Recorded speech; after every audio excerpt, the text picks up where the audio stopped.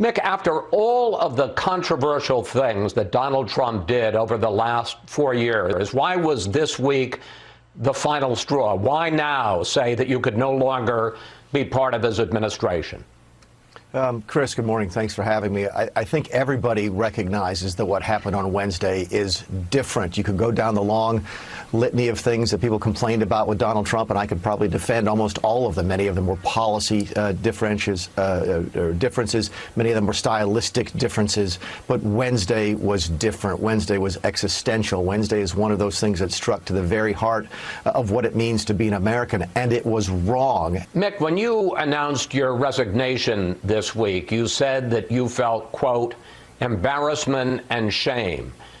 Do you feel any responsibility? You were chief of staff for more than a year. Do you feel any responsibility for enabling Donald Trump? Yeah, I feel a lot of emotions this week. I was shocked. I was angered. I was sad. I was embarrassed. I was frustrated. And I still am trying to figure out what I could have done differently. If anything, I've been out of the White House now for 8 months. What I do know, Chris, is there are things that are different. When we saw the president, I wrote a piece in the Wall Street Journal 6 weeks ago saying that I thought the president would leave in a presidential manner. I really did believe that at the time. The stories I told to back that up were true. I've seen the president be presidential before, and I know that he has the ability to do it. He did it every single day. I don't know what's different. If it's different about him now, if it's different about his advisors. He used to love vigorous debate from all sides of a particular issue. I don't know if he still has that in the White House. I don't know if he's surrounded himself with people like Rudy Giuliani and Peter Navarro that simply tell him what he wants to hear and reaffirm exactly what they think he wants them to say. That's a very dangerous position for any president to be. And I think the president, either he's different, the people around him are different, or both. But something is very different now than we saw when I worked there more than 8 months ago. Mick, respectfully, there are people who say he isn't different. This is the Donald Trump you work for. General John Kelly, who was your predecessor as White House Chief of Staff, says he gave this advice to the president when he left in December of 2018. Take a look. I said, please don't hire a bootlicker or a yes man, because you will be impeached.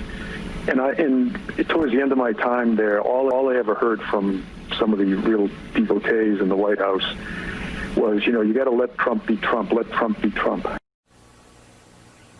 Kelly says specifically that you and others didn't have the spine to tell the president no.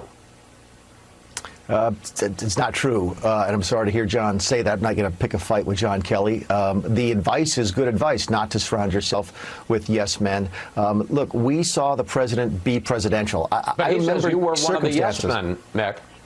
No, well, listen, John should know more than anyone else that what happens when the doors close in the Oval Office is not the stuff you see on TV. It's easy now, Chris, for people who don't like the president, who never liked the president, who always thought the president was a monster, wanted him to be that, people who saw him through the filter of the media to say, oh, look, we told you so. We knew it was always going to be like this. But those of us who worked with him every single day knew that the exact opposite was true, knew that he was into the policy. He was excited about what we'd done for the country.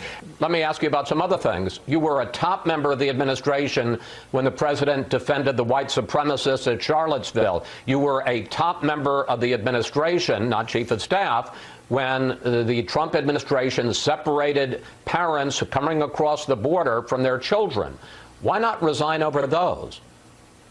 I remember the kids in cages thing, which a lot of folks gave a lot of attention to, and we've seemed to have forgotten, including you, Chris, that those pictures, many of the pictures of the kids in cages were taken during the Obama administration. They were Obama cages. Nothing like with the policy under Donald Trump.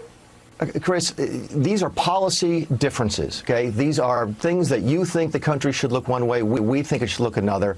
These are differences of style, the way the president speaks. Did he misspeak at Charlottesville? Yes. Should he have corrected it? Yes. Did he handle it poorly? Yes. But it was not something that people resign over. If you talk for a living, as you and I do, you're going to misspeak from time to time. It's inevitable. Those are not the type of things that give rise to resignations. In fact, I don't think anybody, including John Kelly, resigned during any of those things. As I recall, John Kelly got fired and didn't resign. Wednesday was different, and I hope that we focus on why Wednesday was different than something about a policy over immigration or a policy on how to handle this or that.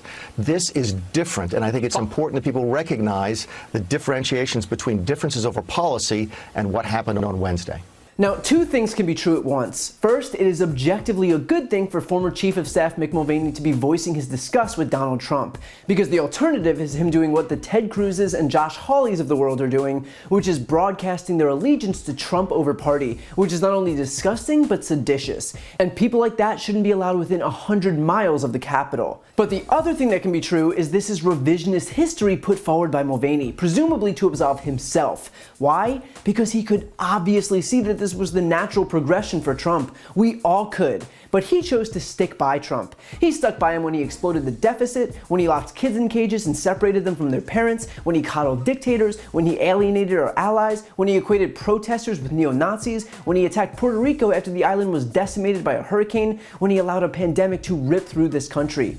And so when Mulvaney shows up now and pretends that Donald Trump was somehow presidential throughout all of that, and that there was just no possible way that he nor anyone could have seen this coming, he is lying. Then Mulvaney, again rewriting history, suggests that all of Trump's scandals over the years have been mere style differences or policy differences. But again, this is just Mulvaney's defense mechanism for his involvement and complicity in an administration that broadcast, proudly, exactly what it was. And that was a racist, xenophobic, transphobic, misogynistic administration that sought to divide this country. Whether it was expelling trans troops from the military, or removing protections for trans students, or villainizing Mexicans and Latino immigrants, or calling on non-white congresswomen to go back to their countries, or saying that there were fine people on both sides in Charlottesville, or so much more, it's never been a secret what this administration tried to do. Its goal since before Trump even took office was to divide this country into its respective camps and then leverage that very tribalism to win more elections.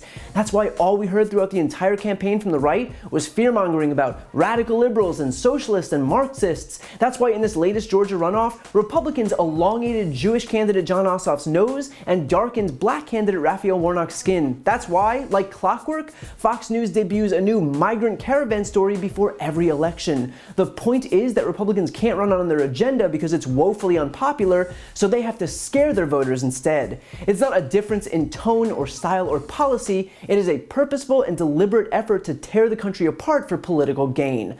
Period. The only difference now is that this act by Trump was so glaringly, obviously, and appallingly egregious that people like Mick Mulvaney can't just equivocate his way out of it. And with Trump leaving office in less than 2 weeks, there's not much of a downside to speaking out against him.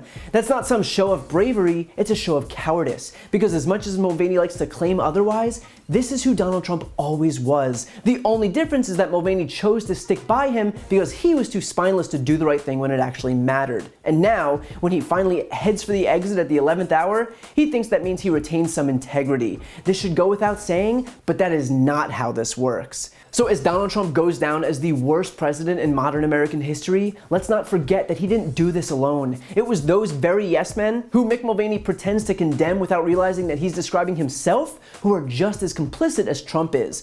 And that includes conservative news networks and Republican lawmakers and senators, all of whom carried water for Trump on a daily basis, only to watch their own supporters turn on them because they themselves taught those people that every word that left Trump's lips was sacred. They watched as their own supporters stormed the Capitol and murdered a police officer and even tried to, quote, hang Mike Pence because they believe the man that all of these Republicans taught them to believe. Trump's power to manipulate his supporters didn't happen in a vacuum, and it didn't happen alone. It happened because for years, his sycophants refused to combat his lies and disinformation. It was only when those lies came back to bite them that they could finally admit that they might have been wrong. But now it's far too late. The damage has been done, and regardless of this rehab tour, people like Mick Mulvaney absolutely deserve the blame. While you're here, please check out my podcast, No Lie with Brian Tyler Cohen. I take a deep dive into the top stories of the week, and I also interview major players in the world of politics, like Kamala Harris, Adam Schiff, Nancy Pelosi, Pete Buttigieg, Katie Porter, Al Franken, Cory Booker, Jamie Harrison, Mary Trump, and many more. Again, that's No Lie with Brian Tyler Cohen, available anywhere you listen to podcasts.